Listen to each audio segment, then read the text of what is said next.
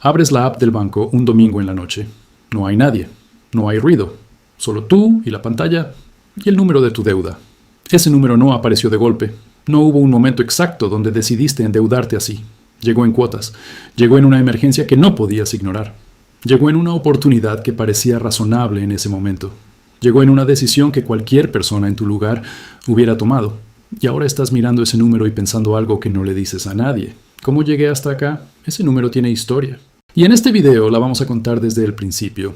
Desde la primera tarjeta de crédito hasta la deuda que no tiene nombre. La que no aparece en ninguna app del banco. La que mueve países enteros. Vamos a recorrer cada nivel. Y te voy a mostrar algo que nadie te enseñó en el colegio. Que la deuda no es solo un problema de gasto. Es un sistema. Y la mayoría de personas vive dentro de él sin entender cómo funciona. Antes de seguir, una cosa rápida. Si quieres entender cómo funciona realmente el dinero, suscríbete al canal. Ahora sí, volvamos a la historia. Tienes 22 años. Conseguiste tu primer trabajo. Ganas entre 500 y $1000 al mes dependiendo del país donde vives. No es mucho, pero es tuyo. Por primera vez en tu vida tienes plata que nadie te regaló. Y un día, en el banco, en una pantalla, en un stand, en el centro comercial, te ofrecen tu primera tarjeta de crédito.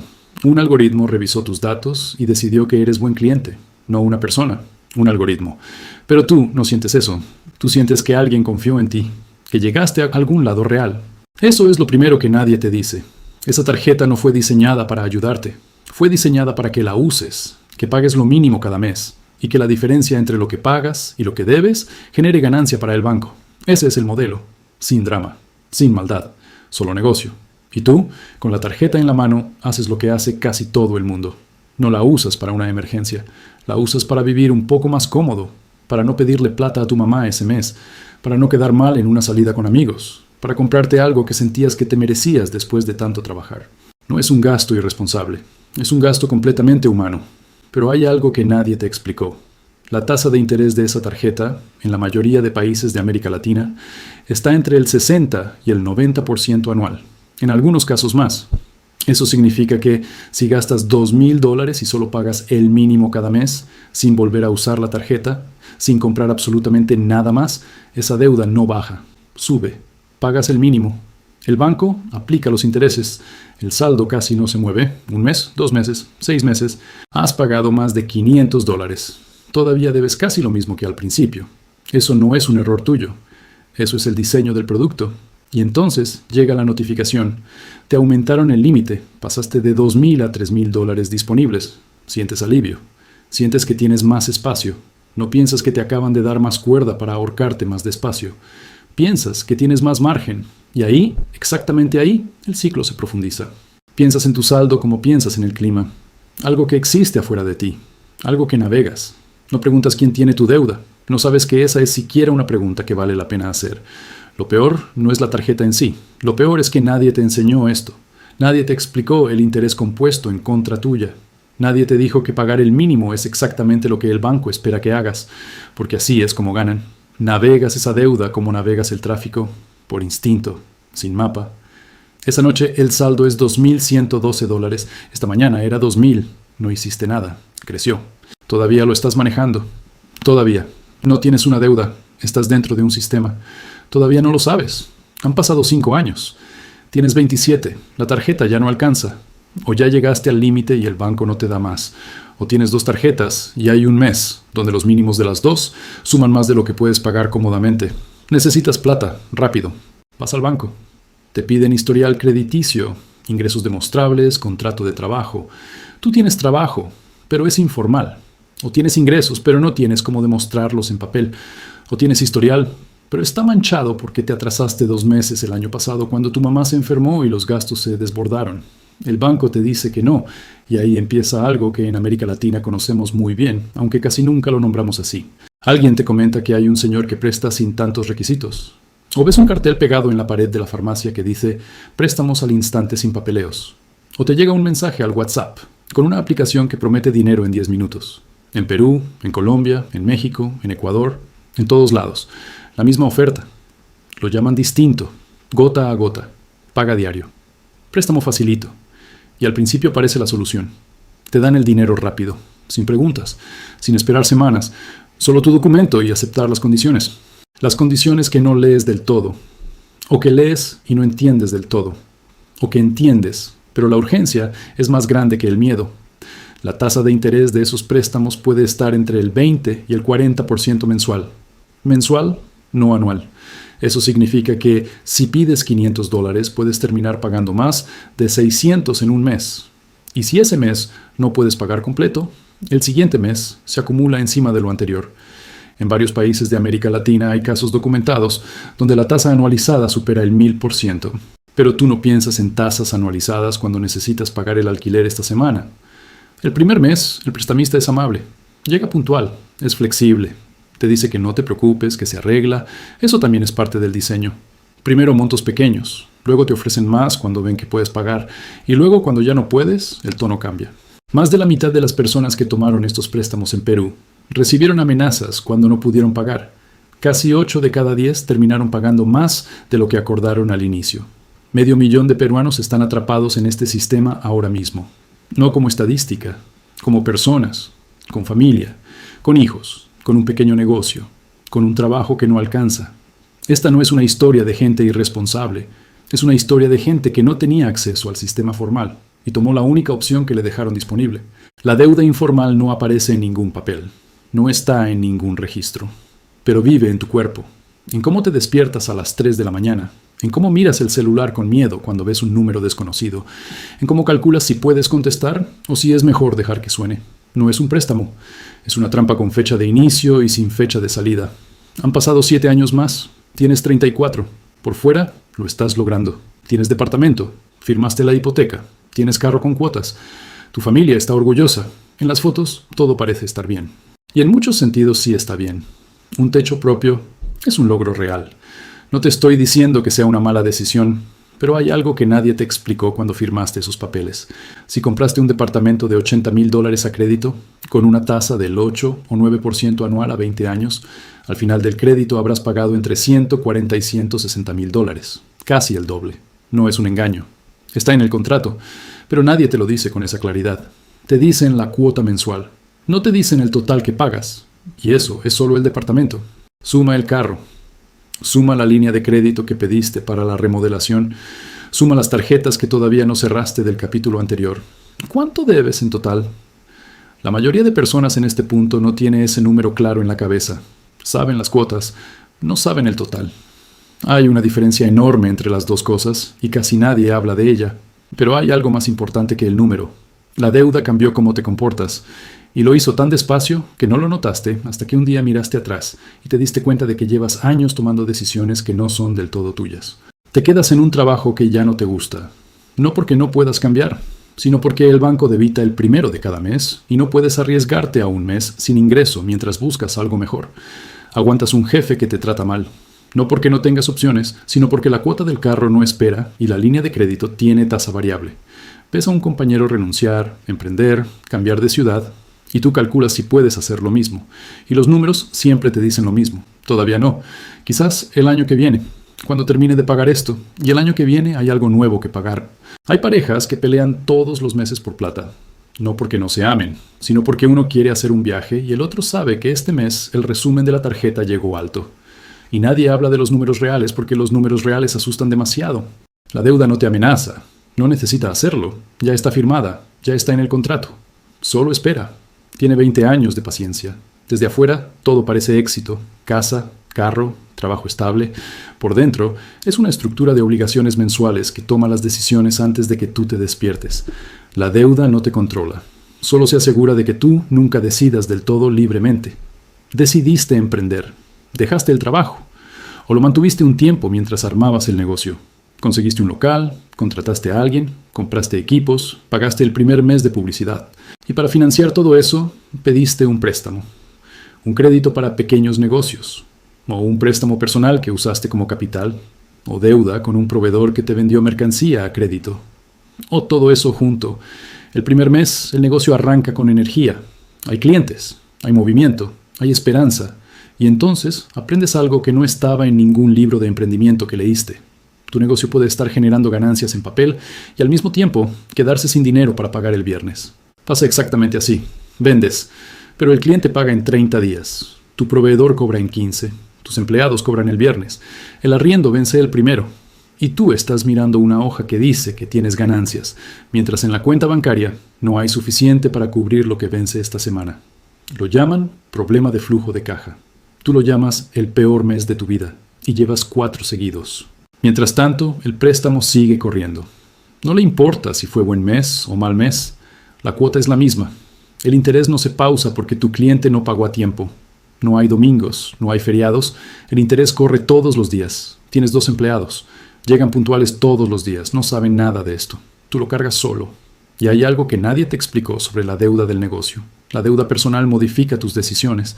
La deuda del negocio convierte cada hora del día en una obligación financiera antes de que hayas ganado un solo dólar. Cada día que pasa sin vender es interés acumulado. Cada día que el negocio está abierto sin caja es deuda creciendo. No hay días de descanso del reloj del interés.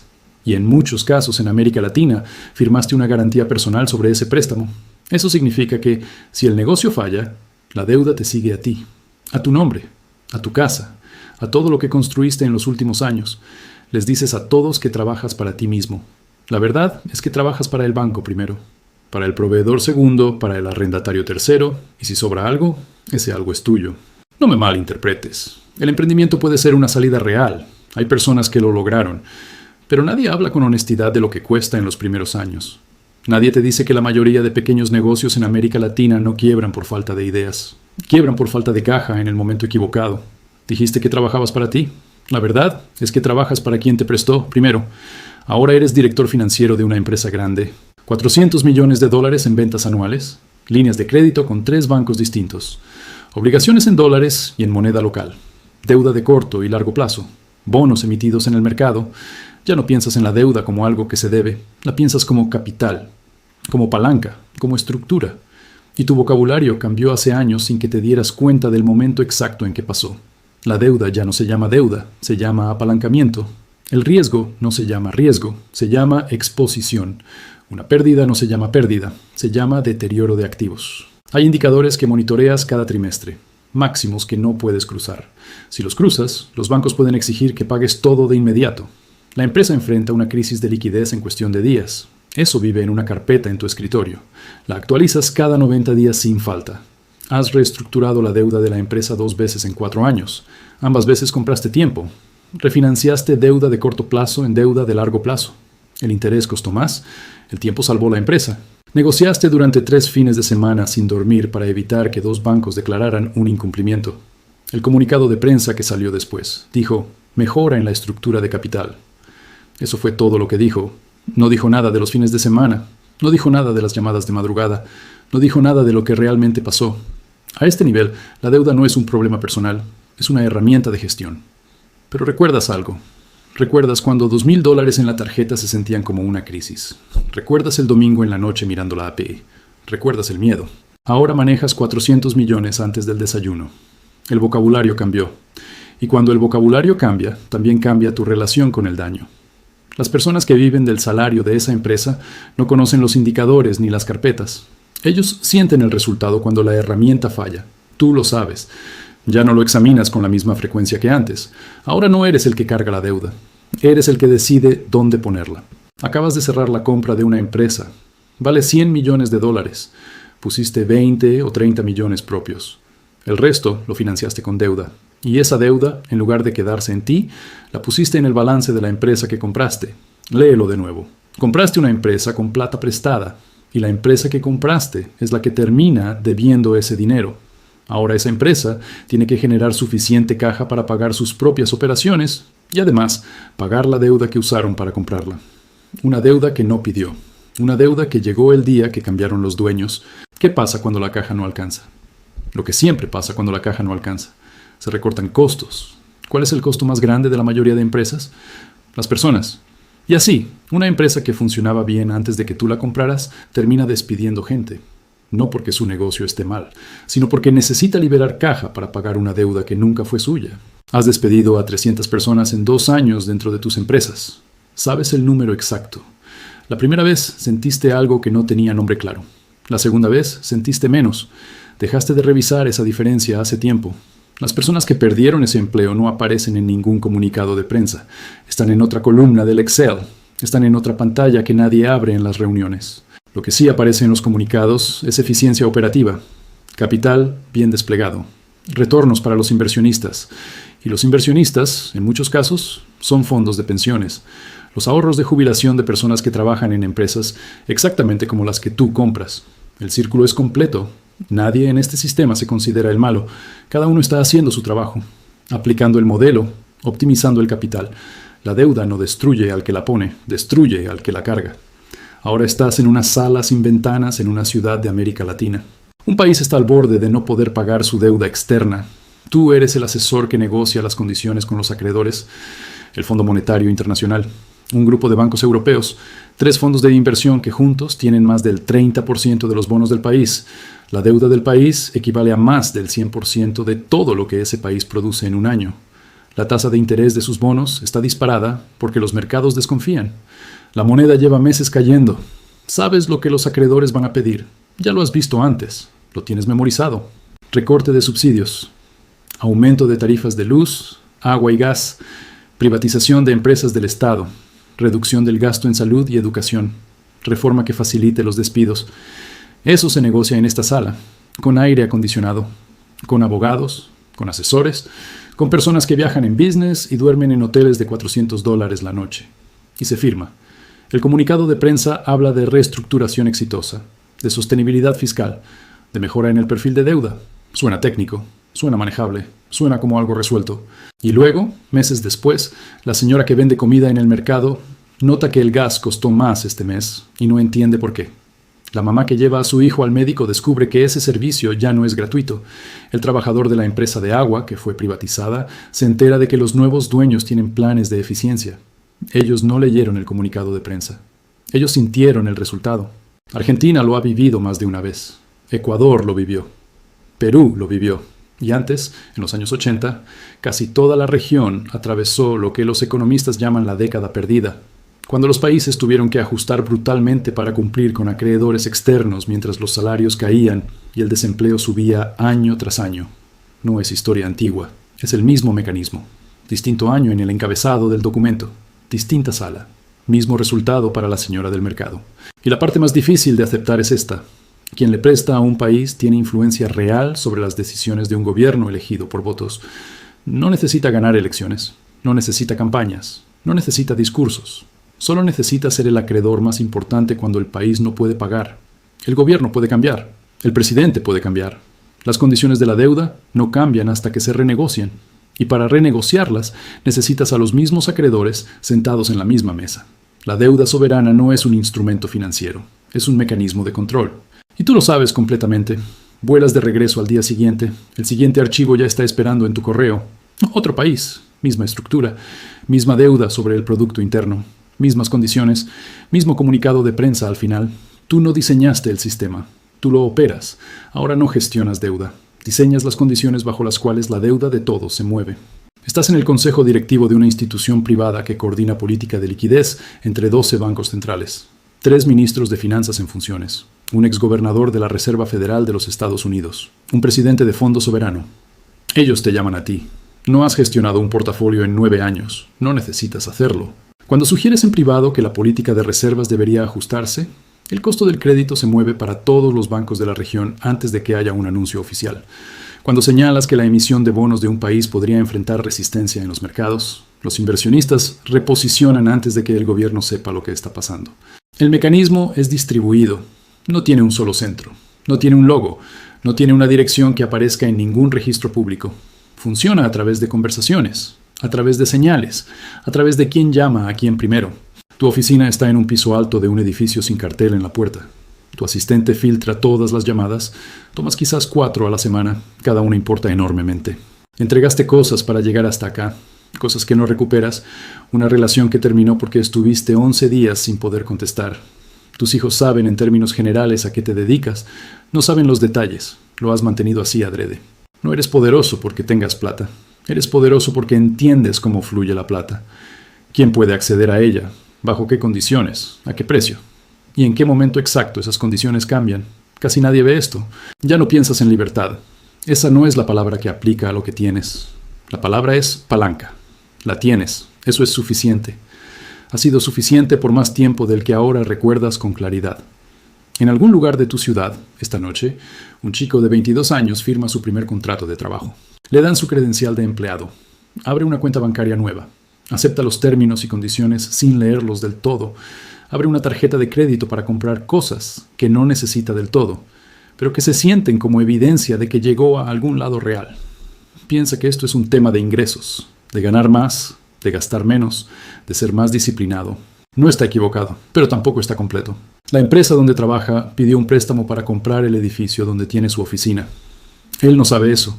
El banco donde guarda su sueldo está prestando muchas veces más de lo que tiene en reservas propias. Él ahorra ahí todos los meses. Una parte del impuesto que le descuentan cada quincena va a pagar intereses de una deuda que se contrató antes de que él naciera. Nunca ha pensado eso. Y en un piso de ese mismo edificio, o de uno parecido, alguien está haciendo una llamada de 4 minutos sobre condiciones de liquidez. El mercado se ajusta antes de que él termine de almorzar. Él no lo va a sentir esta semana, ni el mes que viene.